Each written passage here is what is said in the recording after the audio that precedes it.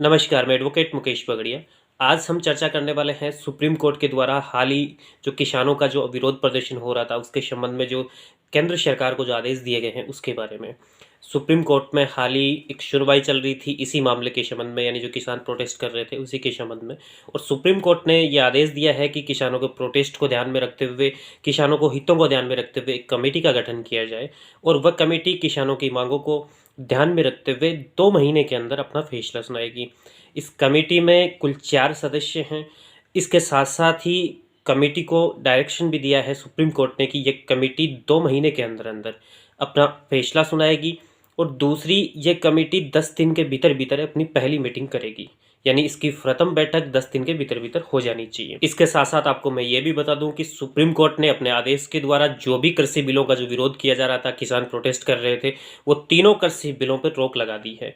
लेकिन मैं इसके साथ आपको ये भी बता दूं कि जो एमएसपी चल रही थी, मिनिमम जो प्राइस की बात थी, उस पर किसी भी प्रकार की कोई रोक नहीं लगाई गई है। यथावत निरंतर वो वैसी की वैसी बनी रहेगी, यानी जो एमएसपी पहले थी जिस भी खाद्यान्न को खरीदने के लिए, चाहे वो कोई भी हो, वैसी की वैसी ही आज भी वो स्थिति बनी हुई है। एमएसपी पे रोक नहीं लगी है। जो भी तीनों बिल हैं उन बिलों पे रोक लगाई गई है सुप्रीम कोर्ट के द्वारा। और इसके साथ ही सुप्रीम कोर्ट ने यह भी कहा है कि किसानों को उनकी ज़मीन से बेदखल नहीं किया जाए।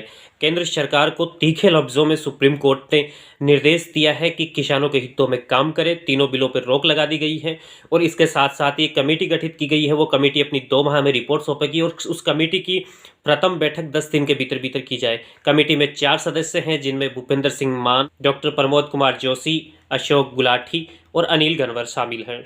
और साथ ही इस कमेटी को गठित करने के बाद सुप्रीम कोर्ट ने केंद्र सरकार को ये इंस्ट्रक्शन भी दिए हैं कि इस कमेटी के जो भी चारों मेंबर हैं 2 माह तक दिल्ली में ही रहेंगे। उनके रहने की व्यवस्था, उनके खाने का पूरा सिस्टम जो कि केंद्र सरकार है वो व्यवस्था उन्हें मुहैया करवाएगी। तो दोस्तों, सुप्रीम कोर्ट ने किसानों के हितों को ध्यान में रखते हुए तीनों बिलों पर रोक लगा दी है। एमएसपी जारी रहेगी, तीनों बिल रद्द नहीं किए गए हैं, महज रोक लगाई गई है।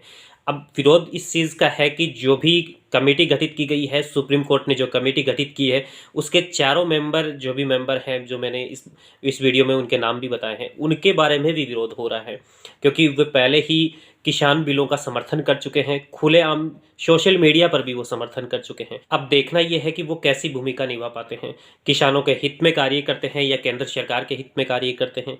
ये किसानों ने इस चीज़ को ऑब्जेक्शन के रूप में भी उठाया है। अब देखते हैं कि किसानों की आगे की रणनीति क्या होगी। हालांकि किसानों ने ये साफ कर दिया है कि ये कमेटी किसानों के हित में नहीं है। इस कमेटी में जो भी मेंबर है वो केंद्र सरकार के ही मेंबर है।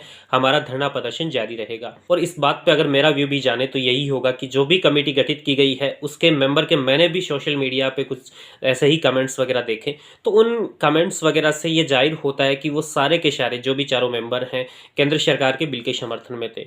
किसी भी प्रकार से बिल को किसानों के अहित में नहीं मानते हैं। चारों के चारों व्यक्ति जो कि कमेटी के मेंबर हैं, चारों के चारों व्यक्ति किसानों के लिए ये जो बिल लाए गए हैं इनका समर्थन करते हैं। तो ये किसानों के एक तरीके से अहित में भी हैं, क्योंकि इसमें ऐसा कोई भी प्रतिनिधि नहीं है जो किसानों के लिए बात रख सके, क्योंकि पहले से ही जो भी मेंबर इसमें कमेटी में डाले गए हैं वो केंद्र सरकार के बिल का समर्थन कर चुके हैं। हालांकि सुप्रीम कोर्ट ने यह भी कहा है कि ये कमेटी है, इस कमेटी के सामने जो भी किसान नेता हैं, जो भी अपनी बात रखना चाहें, वो चाहे कितने भी हो, जो भी किसान नेता हैं अपनी बात इस कमेटी के सामने रख सकते हैं। कमेटी किसानों से बात करेगी। किसानों के जो भी नेता है समय समय पर कमेटी के सामने आकर अपनी बात रख सकते हैं और कमेटी उन्हें समझाने की भी कोशिश करेगी। चीज़ों को लेकर उनके सामने पूरी स्थिति को भी सामने लाने की कोशिश करेगी। तो उम्मीद करता हूं कि आज का ये वीडियो आपको बहुत ही इन्फॉर्मेटिव जानकारी देने में सफल रहा होगा। साथ ही मेरा आपसे एक निवेदन भी है कि यदि आपने अभी तक इस चैनल को सब्सक्राइब नहीं किया तो आप चैनल को सब्सक्राइब कर ले, साथ ही बेल आइकन भी अवश्य दबा ले, ताकि आपको मिलती रहे अपडेट इन्फॉर्मेशंस।